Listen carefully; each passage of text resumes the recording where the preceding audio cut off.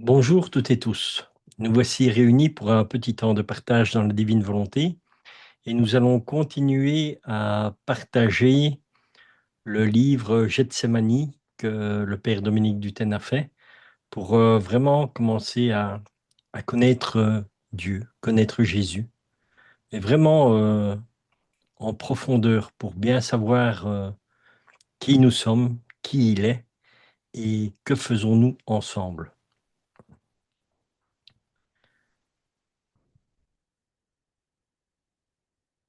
Donc, la passion de Jésus dans le livre du ciel par le Père Dominique Dutène.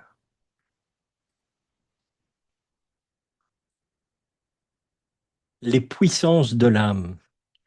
Alors Dieu est toujours le même, et à travers les trois personnes divines, les œuvres sont différentes.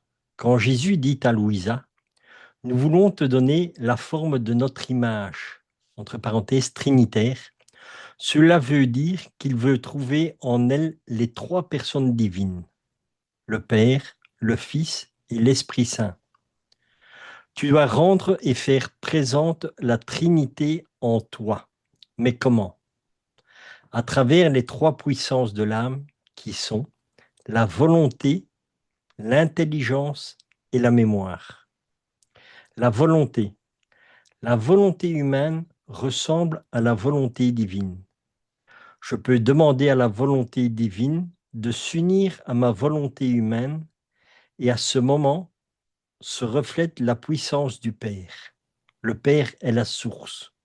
Donc, à partir du moment où nous donnons notre volonté au Père, donc on donne notre volonté humaine et en échange nous demandons pour avoir la divine volonté, la volonté humaine ressemble à la divine volonté, je peux demander à la volonté divine de s'unir à ma volonté humaine.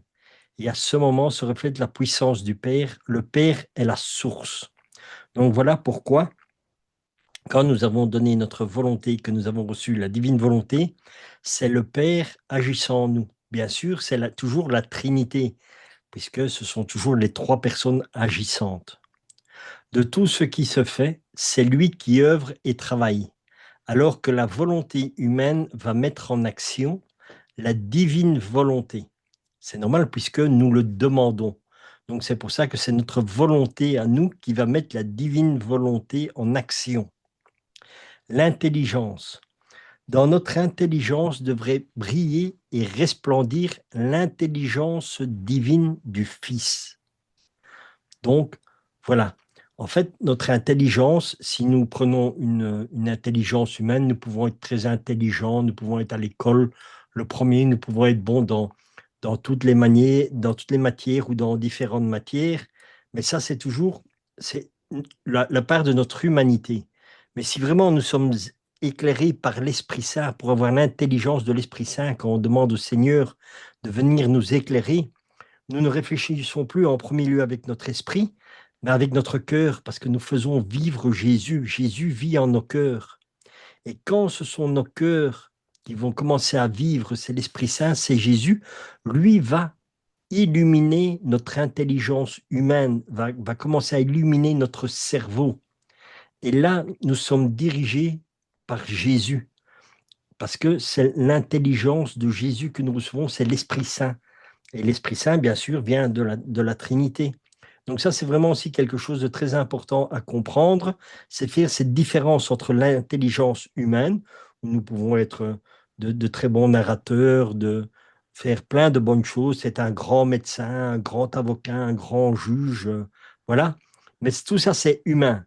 Mais quand nous demandons vraiment à avoir cette intelligence de l'Esprit Saint qui nous éclaire, là, tout est différent. Parce que quand vous êtes un bon avocat ou un bon médecin ou n'importe quoi, c'est en premier lieu votre intelligence humaine que vous avez mis en fonction. Vous ne demandez pas à Dieu d'agir dans votre cœur ni quoi que ce soit.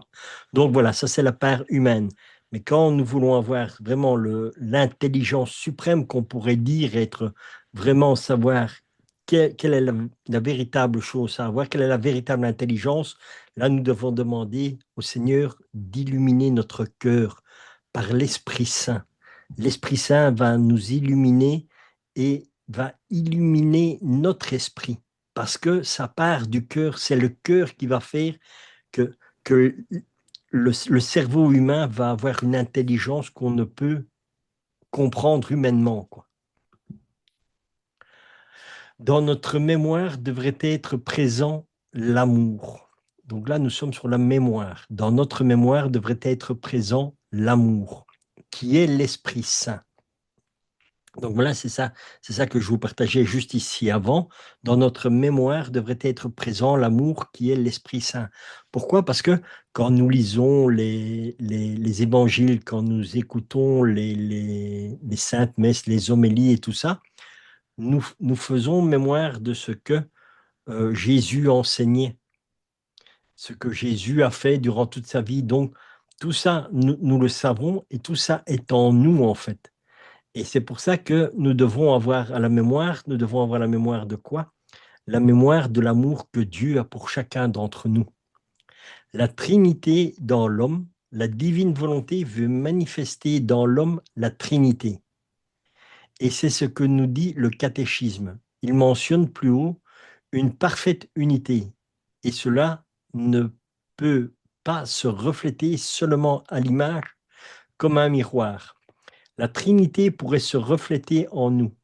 Et si nous avions trois miroirs, nous pourrions voir cette Trinité en tant que trois images, soit une image différente pour chaque puissance, mais cela ne serait pas encore que des images. Et il ne s'agit pas de cela, sinon ce ne serait pas une unité parfaite. Pour être en nous et pour former une unité parfaite, il faut que la Sainte Trinité soit agissante et œuvrante en nous. Et cela ne pourra se faire que par le don de la divine volonté. Donc voilà, encore une fois, c'est toujours ce que je précise bien dans tout ce que nous apprenons dans les livres du ciel et dans les 24 heures de la Passion, ainsi que la Vierge Marie dans le royaume de la Très Sainte Trinité, c'est toujours Dieu agissant en nous. Nous, il nous est toujours dit, l'intention suffit. Jésus dit, je fais le reste. Donc, laissons-nous vraiment transformer par le Seigneur. Laissons le Seigneur agir en nous. Et là, la Sainte Trinité agissante et œuvrant en nous, et cela pourra se faire par le don de la divine volonté. Donc, c'est la divine volonté qui va faire que tout cela œuvre et agissant en nous. La ressemblance est dans l'agir. Regardons ce que dit Jésus dans ce même passage du livre du ciel, au volume 14 du 17 avril 1922. Ma volonté veut l'absorber. Veut absorber quoi? Ta volonté. L'unifier et la voir totalement avec moi, pour te donner la forme de notre image, c'est-à-dire des trois personnes divines, afin que te transformant totalement en nous, nous laissions en toi notre vouloir comme un acteur divin. Ma volonté veut absorber ta volonté. Donc voilà ce qui se passe quand nous donnons notre volonté au Seigneur, ça lui permet d'absorber notre volonté, l'unifier et l'avoir totalement avec moi. Donc Jésus veut l'avoir totalement avec lui pour pouvoir la transformer et donner la forme de son image trinitaire.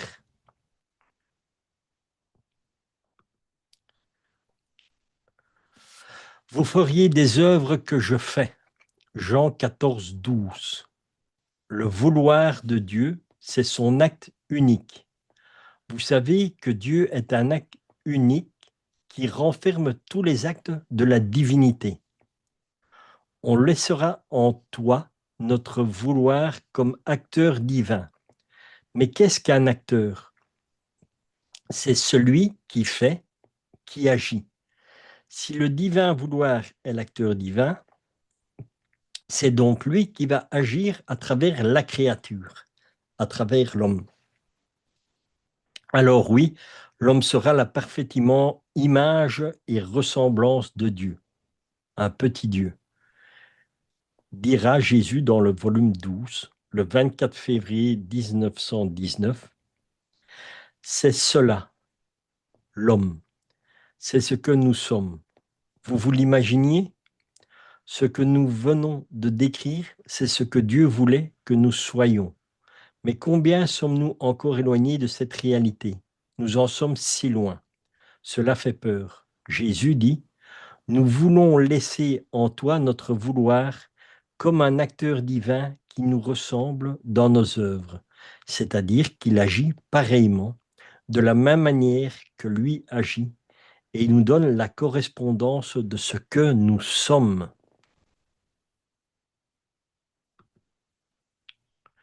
Volume 14, 17 avril 22. Ainsi, lorsque nous faisons quelque chose, nous devons redonner à Dieu quelque chose de similaire ou de valeur égale, une correspondance parfaite. Vivre dans la divine volonté, c'est donner Dieu à Dieu. C'est comme si Dieu nous disait, moi Dieu, j'ai créé le soleil pour te donner de la lumière, de la chaleur, de la vie, des couleurs et des parfums pour te donner la saveur et l'aliment et toi. La saveur et l'aliment et toi. C'est maintenant, tu vas créer un soleil pour moi, pour me donner amour, lumière, adoration, dans chaque goutte de lumière, etc. Nous pourrons ainsi agir d'égal à égal. Et Dieu, nous ferons les œuvres de Dieu. Avec Dieu, nous ferons les œuvres de Dieu.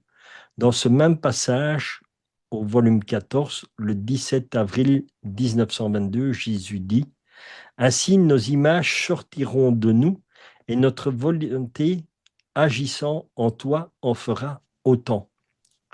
C'est ça la grandeur de la divine volonté, c'est que nous pouvons faire les mêmes choses que Dieu a fait. C'est-à-dire que quand nous laissons Dieu agir et que nous reproduisons les actes, c'est Jésus qui reproduit lui-même l'acte en nous. Et c'est pour ça que tous nos actes deviennent divins, parce que c'est Dieu agissant en nous. C'est Dieu agissant dans notre volonté. Pas que notre volonté ait disparu, non, non. Notre volonté est unie à la volonté de Dieu. Et les deux volontés ne font qu'une.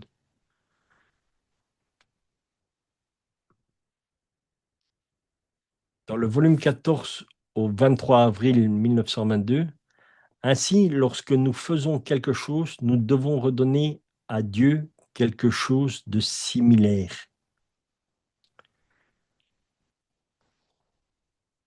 Donc, voilà, c'est là où nous faisons exactement pareil que Dieu, c'est Dieu agissant en nous. Ainsi, lorsque nous faisons quelque chose, nous redonnons Dieu à Dieu. Quelque chose de similaire ou d'égal de correspondance. Ça, c'est quand nous vivons dans la divine volonté. Plus loin, Jésus poursuit. Oh, comme le bruit de la création sera achevé. L'écho de notre vouloir sera l'écho de notre vouloir possédé par toi. La correspondance sera réciproque. L'amour sera réciproque. Nous serons en pleine harmonie. La créature disparaîtra dans son Créateur, et alors rien ne manquera à notre joie, à notre bonheur, pour lequel nous avons fait sortir au dehors la création. Le faisons l'homme à notre image et notre ressemblance aura son effet, et seul notre vouloir en tant qu'acteur dans la créature donnera achèvement à tout et à la création. Nous apportera la finalité divine, le but divin, et nous le recevrons dans notre sein comme notre propre œuvre, comme nous l'avons fait sortir à l'origine. Donc, vous voyez, ici, nous voyons tout le processus, comment le Seigneur agit en nous, comment il nous transforme à son image, à sa ressemblance, pour pouvoir aussi poser les mêmes actes que lui a posés.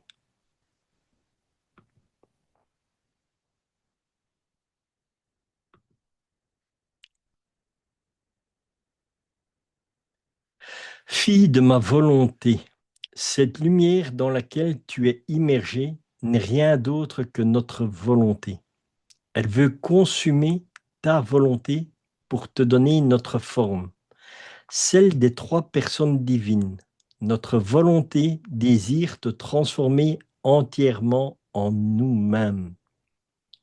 Notre volonté désire te transformer entièrement en nous-mêmes. Voilà l'importance de vouloir vivre dans la divine volonté et faire la divine volonté.